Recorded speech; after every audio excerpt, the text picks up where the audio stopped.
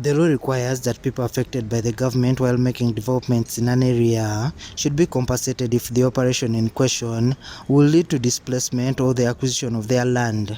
Some have been compensated by Uganda National Road Authority. Along Hoanyairongo Road that is being constructed, there is a section of 700 meters where the roadworks have stalled because the land there, the owner had planted mango trees and is now demanding for 1 billion shillings as compensation for 324 trees. UNRA has told members of parliament and the ministers on the roads tour this is unrealistic. The government valuer put it that the land and the plan to own are worth 250 million shillings, but the owner of the land has since rejected the money.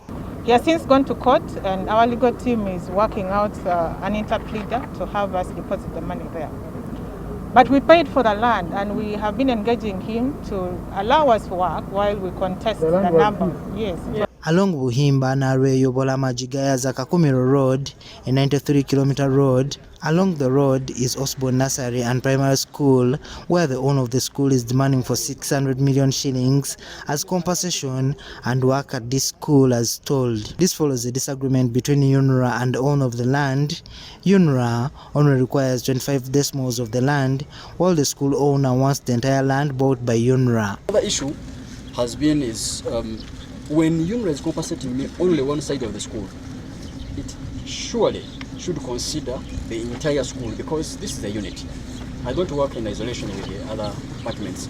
And when I asked, the one who did the evaluation told me he only valued only this part, which is on this side of the road. If they set a precedence here, the entire corridor will do that. You get a street map from chainage 00 to whatever is it 90. You will all come up. You undervalue that. Let him stay with his land and realign it, because it is going to continue like that. These people are trying to make sure that they put government on its toes.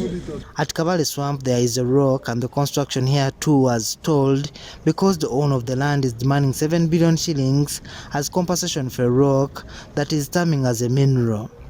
UNRA has secured a court order to deposit the money to a court so the works can go on as they tussle it in court. You have a rock, or it is just a rock, and you say it is minerals, and you're asking for so many billions.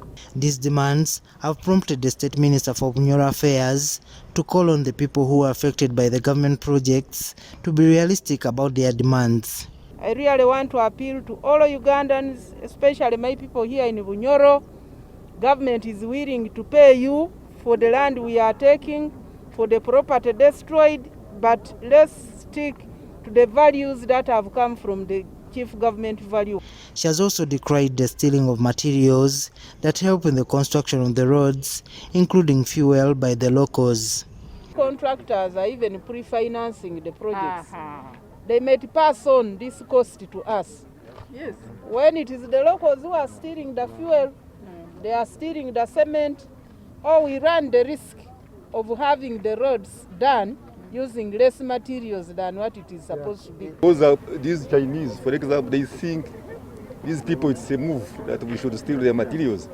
So somehow, but we have been working with other DC's offices. They help us a lot. The minister has called on the locals to pay attention on how they can benefit from the local content, which government put at 30%. Juma Kiria, NTV.